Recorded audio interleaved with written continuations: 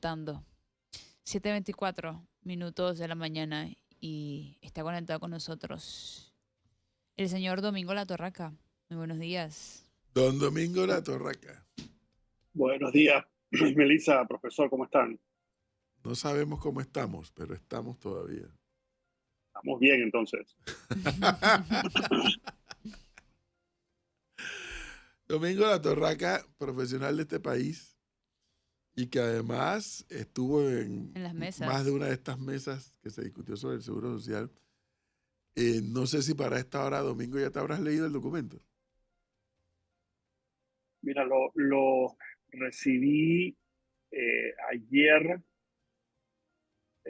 y estuve revisando algunas partes, sobre todo las partes porque es súper extenso, ¿no? Tiene casi 100 páginas, así que lo que pude revisar fue lo relacionado al trabajo que yo estuve haciendo, que tiene que ver con eh, los cambios estructurales al programa de invalidez, vejez y muerte y cómo pagar por digamos, la situación extremadamente complicada que tiene este programa. Así que no te puedo decir que lo he leído todo, pero sé que son cientos de modificaciones que se le hicieron a la ley 51 del 2005.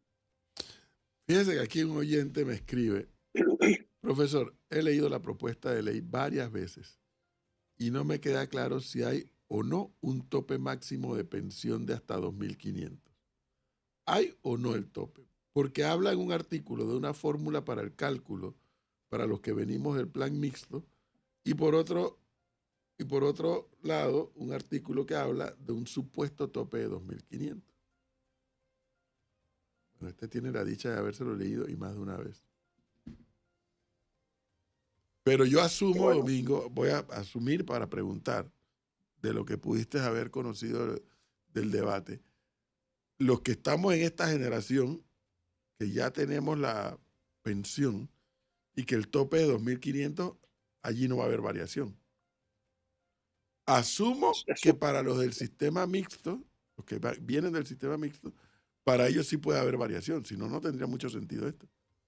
claro, para todas las personas que ya están jubiladas, por supuesto, no existe ningún cambio. Ellos van a seguir recibiendo su pensión como lo han estado haciendo hasta ahora, sin el riesgo que existe previo a estas modificaciones de que su pensión hubiese podido reducirse en función de que el sistema está perdiendo de manera exponencial digamos, su capital producto de un sistema que hoy en día no es viable. Así que, en efecto, las personas pensionadas ya, jubiladas ya, no tienen absolutamente ningún cambio en su pensión. Eso número uno. El segundo grupo, profe, tiene que ver con las personas, con los hombres mayores de 55 y las mujeres mayores de 50. A ellos tampoco se les aplicará ninguna modificación, ¿no? Y en ese grupo hay personas que están ya, digamos, próximos a jubilarse. Esas personas tampoco tendrán ninguna modificación. Así que eso es bien importante, digamos, aclararlo, que las personas mayores, aseguradas, mayores, que están en el sistema exclusivo beneficio definido, las mujeres mayores de 50 y hombres mayores de 55, también se les va a continuar aplicando el sistema actual, ¿no? Así que no van a tener ninguna modificación. Eso digamos, para los más grandes, digamos. Los, eh, todos los demás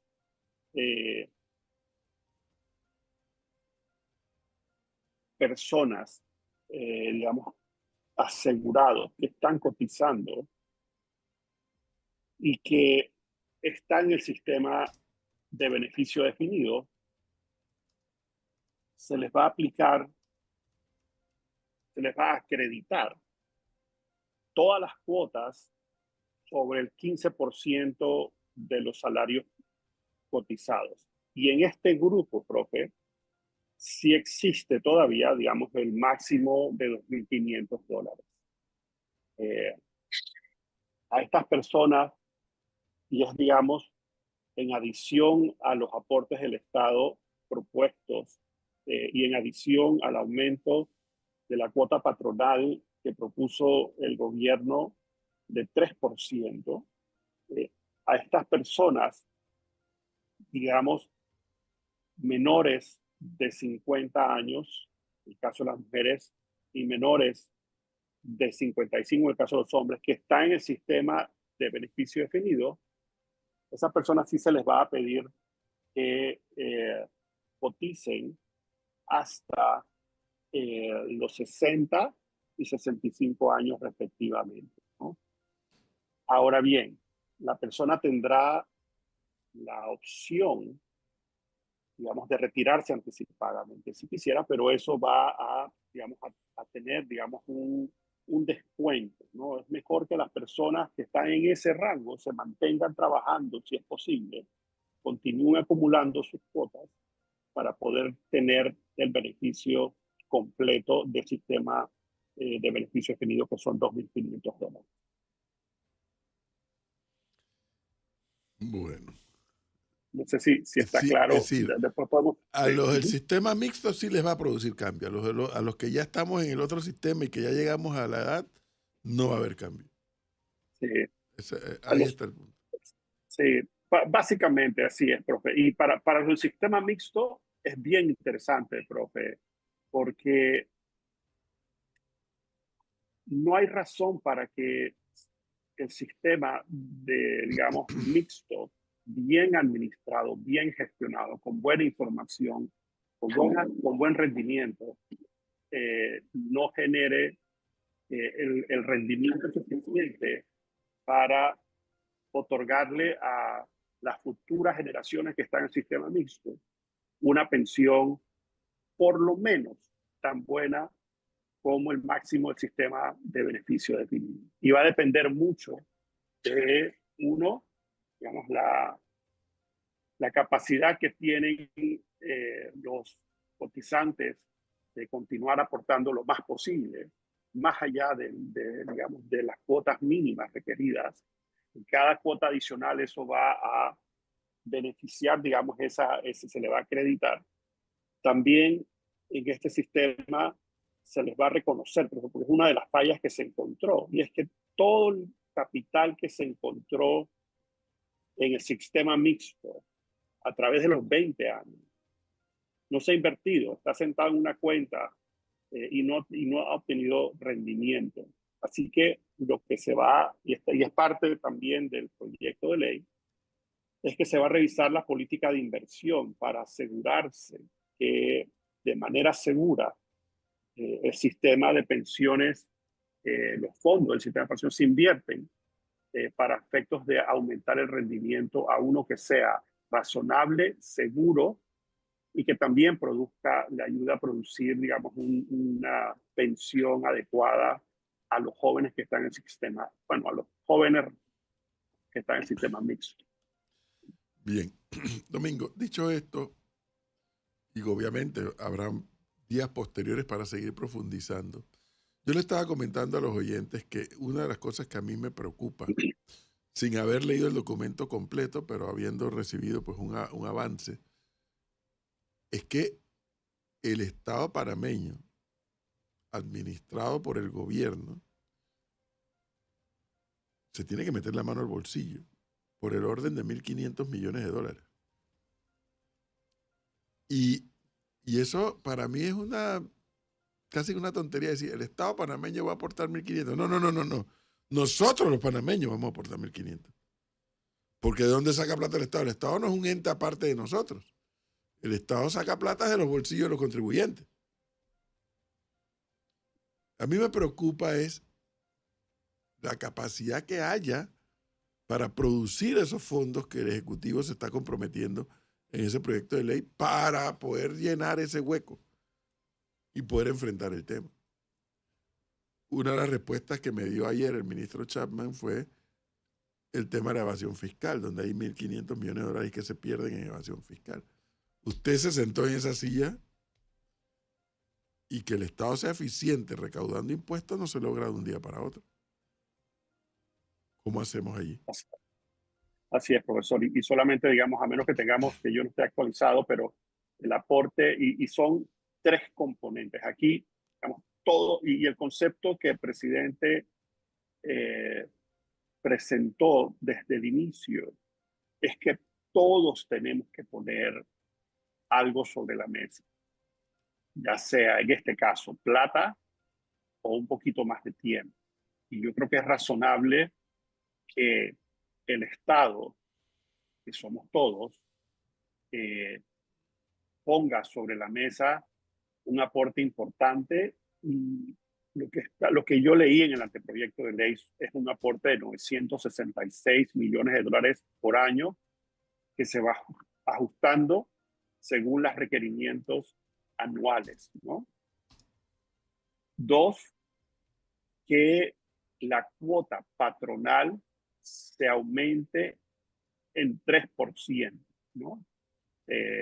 Y eso aplica a todos los patronos, tanto en el sector privado como en el sector público. Y para los más jóvenes, como ya he descrito anteriormente, se les va a pedir que coticen un tiempo adicional. Sin embargo, tienes la opción con un factor de ajuste, que si te vas antes, puedes retirarte antes, pero te va a recortar un poco la pensión máxima. ¿De dónde salen los fondos que pone el gobierno central?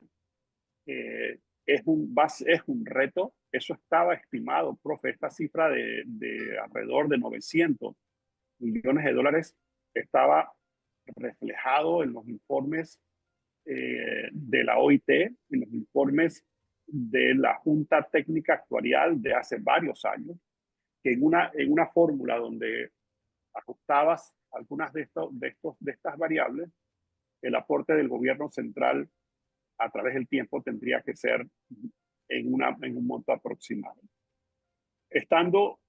Habiendo estado sentado durante 3 durísimos años como parte del equipo económico, es un reto grande, profe, sin duda alguna. Sí. Y comienza con nosotros mismos los ciudadanos.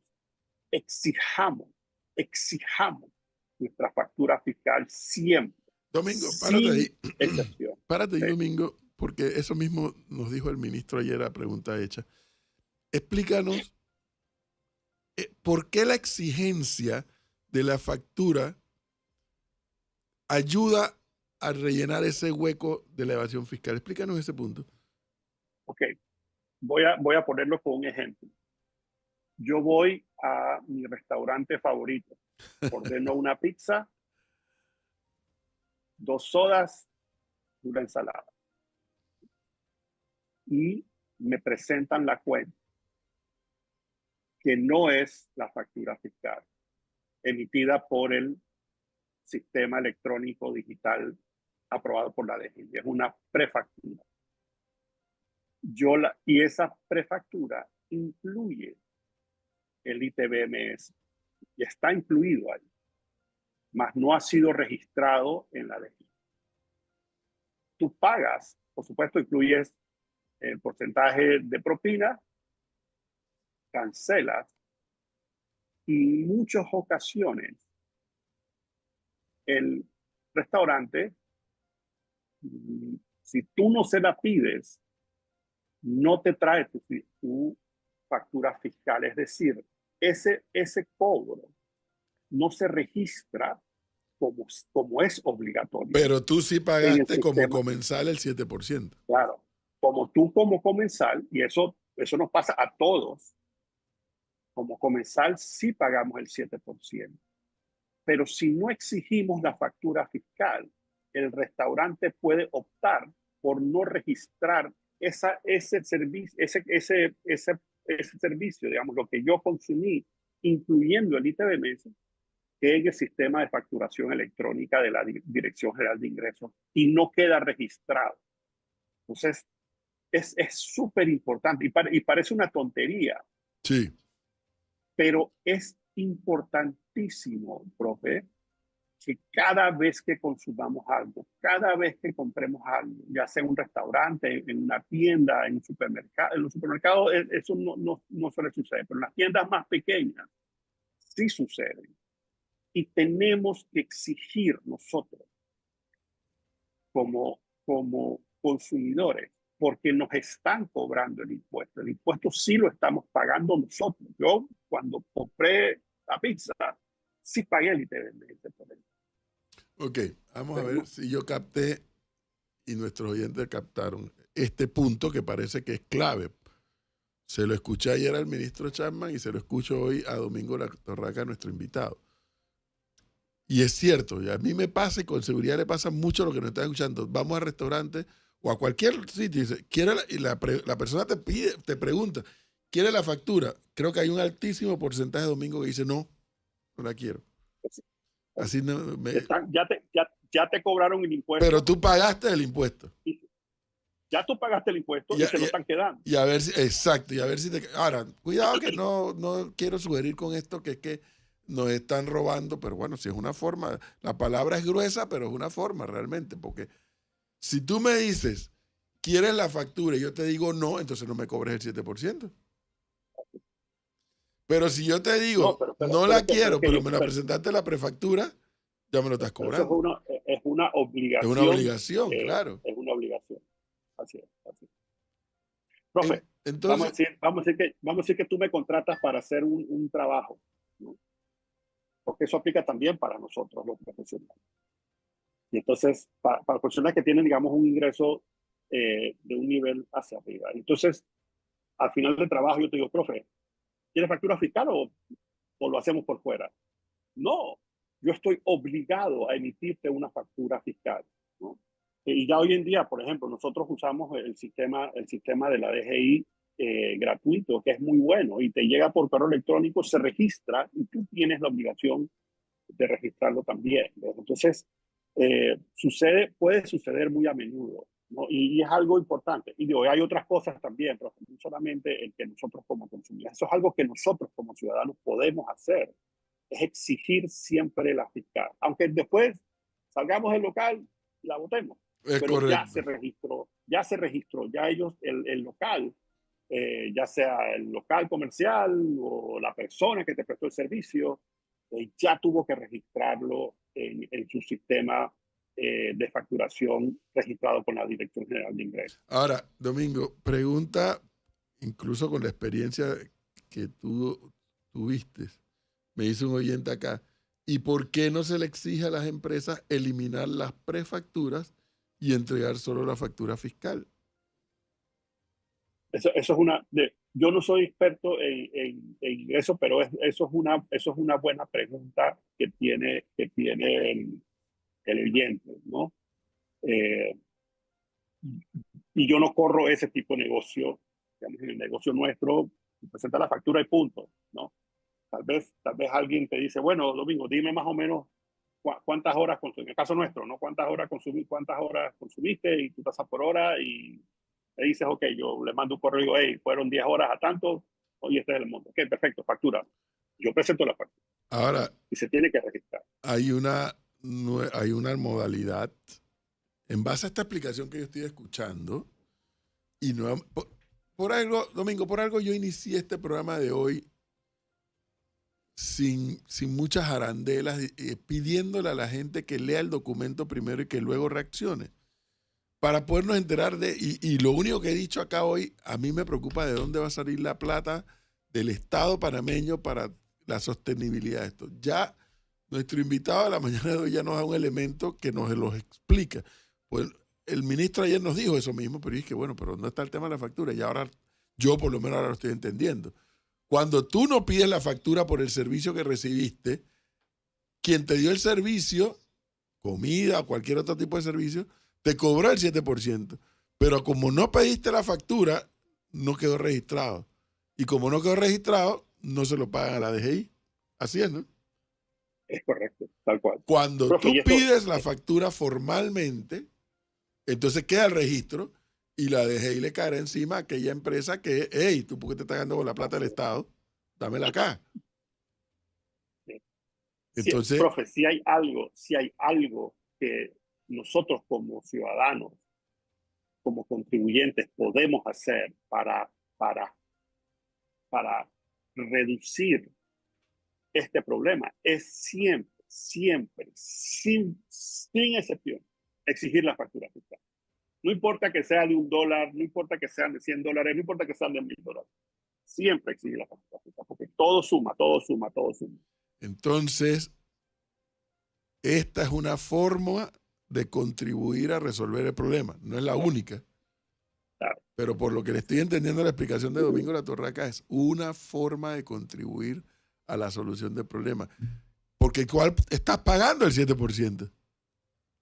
Claro. Pues lo estás pagando, pero como no pides la factura, no queda el registro para que la DGI pueda hacer su trabajo completo. Eso es lo que estoy entendiendo. Así es.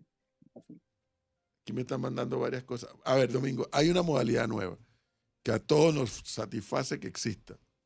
Pero tú entras a comercios, a restaurantes y tienes el gran anuncio por delante, puedes pagar por Yapi. ¿Cómo cobras el impuesto ahí? Sí, ahí no lo cobran. No, claro, claro que debes pagarlo. Ellos te tienen que emitir una factura igualmente. La forma de pago es como si pagaras con tu tarjeta de crédito. Pero el, el, el establecimiento debe emitirte una factura. Que tú pagues directo a su cuenta es un servicio fantástico, pero de igual forma, es como si sacas tu tarjeta de crédito, ¿no? Pones tu tarjeta de crédito y ellos te tienen que dar el ticketcito y la factura fiscal. En este caso, tú pagas por Yapi y tienes que exigir la factura fiscal. Es exactamente igual. Bueno, entonces usted puede constituirse como consumidor en una fórmula para ayudar a resolver mi preocupación. ¿De dónde va a salir toda esta plata? Es Porque, parte, Domingo, yo le es estaba parte. diciendo a los oyentes, son 1.500 millones de dólares. De esos, en evasión, dijo el ministro. Pero dentro de los números que maneja el Estado para el gobierno, el Ejecutivo, para estos aportes anuales, están quitándole al Fondo de Ahorro de Panamá 300 millones que venían del canal para pasarlos a esta gran bolsa a la que el gobierno, el Estado panameño le va a meter la plata. Cosa con lo que a mí no me satisface porque yo sí creo que el Fondo de Ahorro debe seguir creciendo. Pero se nos olvida, le decía a los oyentes hace un momento, se nos olvida que en una histeria colectiva hace un año cerramos la mina y la mina representaba no sé cuántos cientos de millones mensuales en concepto de seguro social a esa institución. Y ese es un problema que está allí latente, no ha sido resuelto el problema de la mina. Son temas separados, profe, pero en efecto, ya, en ese momento de histeria, ¿no? Creo que tomamos decisiones por la presión. Al igual, profe, que con el tema del 7% del PIB en educación, ¿no?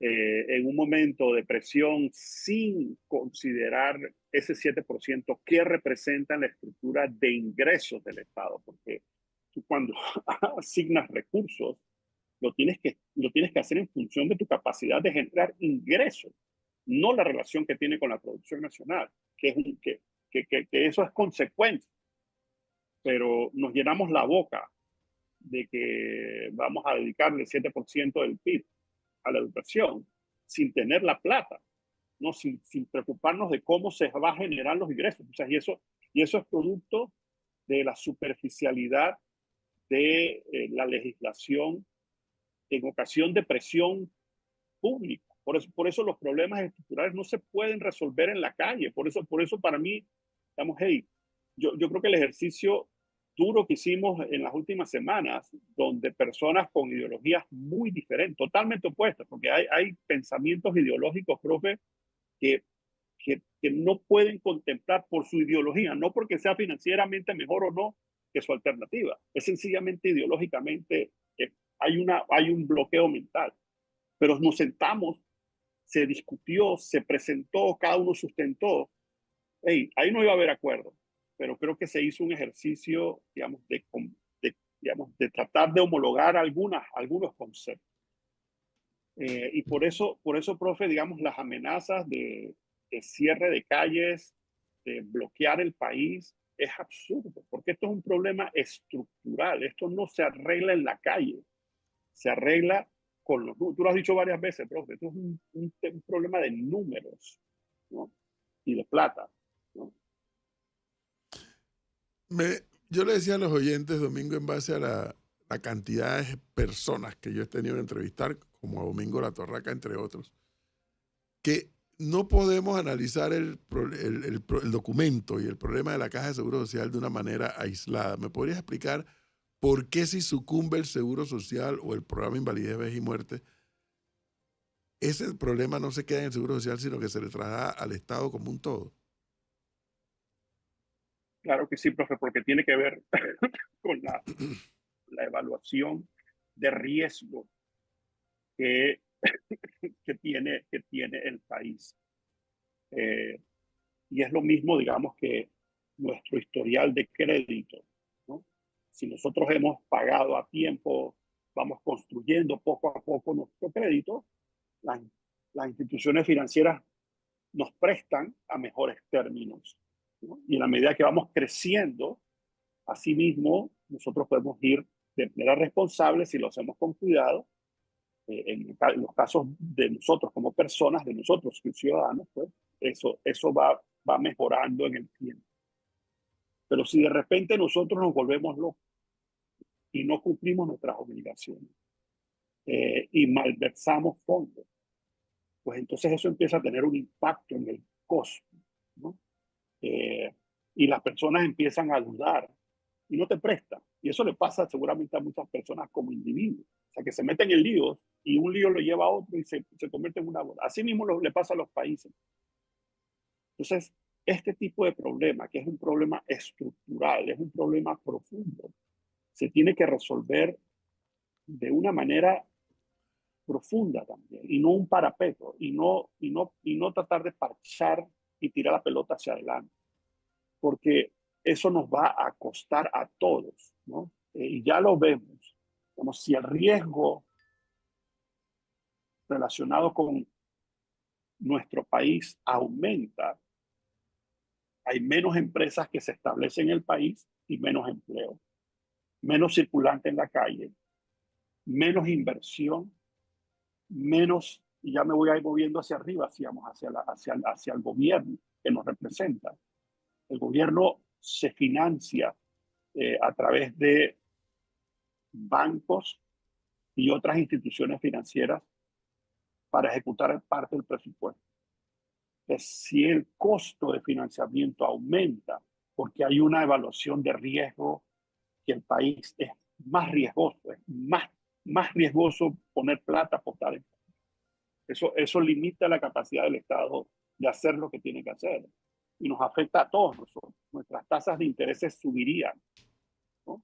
Nuestras hipotecas, nuestros intereses de la tarjeta de crédito, nuestros préstamos personales, del financiamiento que utilizan las empresas para operar.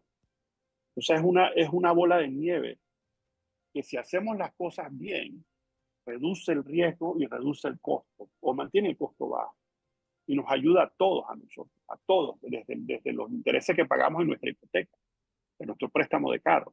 Eso lo mantiene controlado. Pero si empezamos a actuar irresponsablemente y no resolvemos lo que tenemos que resolver, entonces el interés va subiendo y se hace más complicado el poder financiar nuestros proyectos personales porque no tenemos capacidad, porque los intereses son muy altos, y en el caso del gobierno, la capacidad de invertir en proyectos que mejoren la productividad para el país.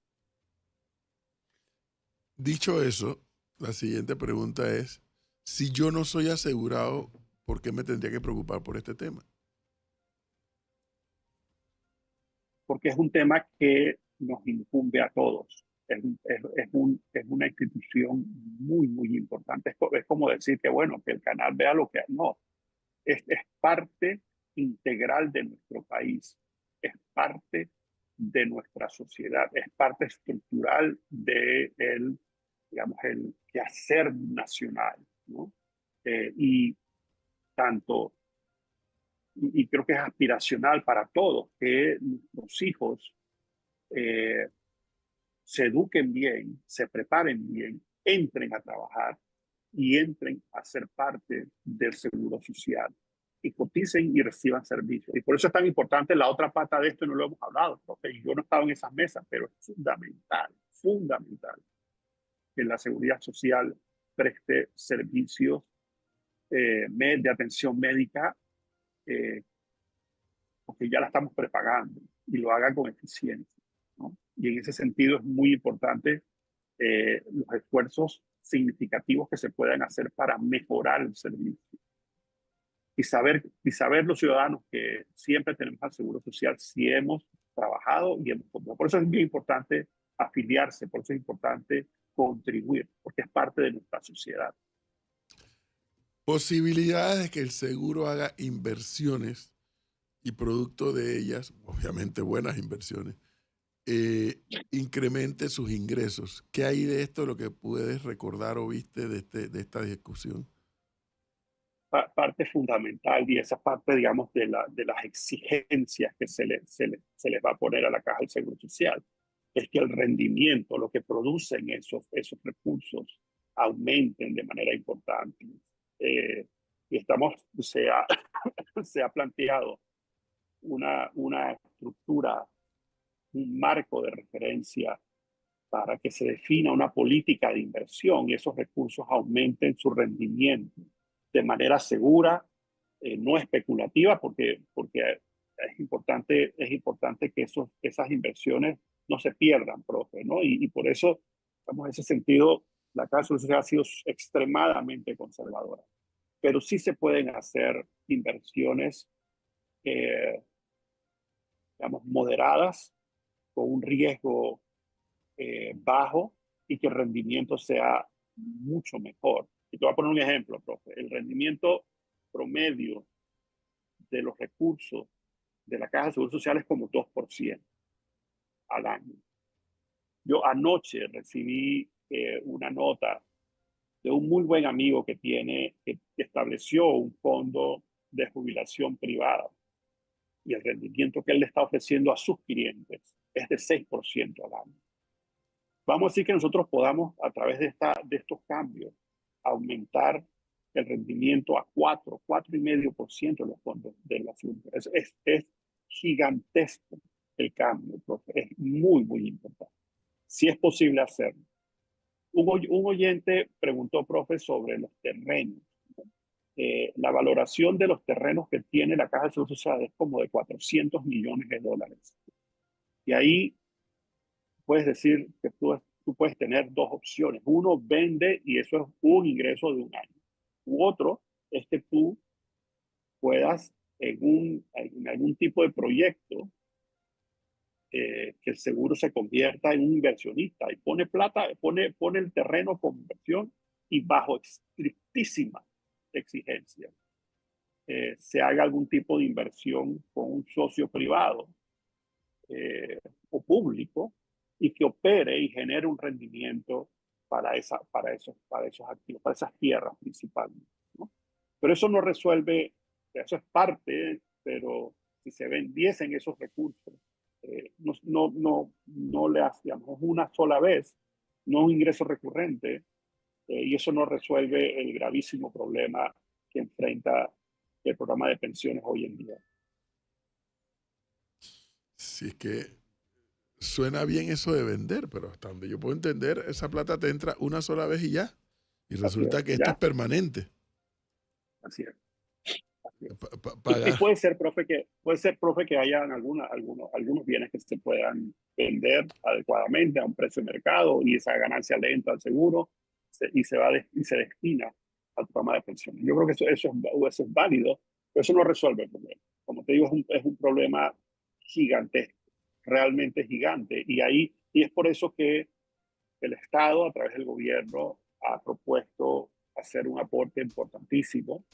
El gobierno ha propuesto que en el caso de los patrones, del empleador, se aumente en 3% la cuota patronal, ¿no?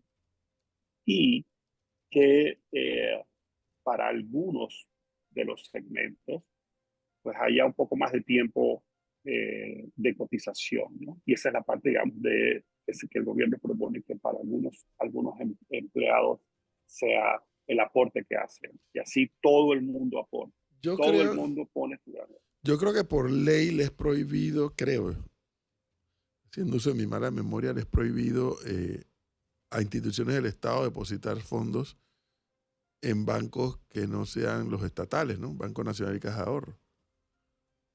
Porque allí resulta que los fondos del seguro en Caja de Ahorro y Banco Nacional, como nos acaba de decir Domingo La Torraca, es de 2%. Pero yo sospecho que cualquier banco privado le gustaría tener esos fondos también y pagando más, un porcentaje más alto, asumo, ¿no? ¿O no? Creo que creo que, profe, que digamos, la Caja de Ahorro y el Banco Nacional digamos, manejan los recursos de la Caja de Seguro Social. Y en el caso, tal vez de la Caja de Ahorro, creo que hay, digamos, algunas estructuras que les han ofrecido que mejoren el rendimiento en el caso de los fondos que se depositan ahí. La propuesta, y creo que la ley ya lo establecía, pero era tan complicado que era imposible hacerlo, pero bajo ciertas condiciones establece que la Caja de Ahorro, la Caja de Seguro Social pueda hacer inversiones, pueda colocar depósitos en la banca no estatal bajo ciertas condiciones muy estrictas. O sea, estos bancos, tiene que ser un banco con una calificación de riesgo alta, o sea, que sea, digamos, un banco muy bien establecido, bajo ciertas condiciones, con limitaciones, y así en otras estructuras, profe, para mejorar, diversificar y mejorar el rendimiento de los fondos, ¿no? Que se hace y cómo se obtiene un mejor rendimiento de los fondos. Y es parte de la propuesta que está sobre la mesa. Domingo, una de las preocupaciones que ayer mismo escuché sobre el incremento de 3% adicionales a la cuota patronal es que eso se le va a trasladar al consumidor. Yo he quedado en la duda con eso porque, por ejemplo, y yo les contaba aquí a los oyentes, bueno, esa es una preocupación que yo tengo ahora, porque yo antes de tener esta emisora era simplemente también un trabajador más en los lugares que he trabajado, pero ahora me toca pagar cuota patronal. La cuota de Melissa, que ahora pagaba 2%, ahora tengo que pagarle 5%. ¿No? Yo no tengo forma de trasladarle eso a ningún usuario, a ningún consumidor, mejor dicho. Yo creo que, profe, y aquí es donde el libre mercado es el que debe dictar cuánto tú puedes cobrar por tu pauta y cuánto yo puedo cobrar por mis servicios profesionales, ¿no? Y mientras más competencia haya, más competitivos nosotros tenemos que ser. Tú en tu emisora, en este emprendimiento de Arcamedia, y yo en mi emprendimiento de Elementos. Y así todas las empresas. Y mientras más competencia, tenemos que ser más eficientes, ¿no? Y buscar siempre mayor eficiencia. Y el consumidor tiene la última palabra. Tu cliente recibe un servicio AAA y hace negocios contigo porque te tiene confianza y le das un buen servicio.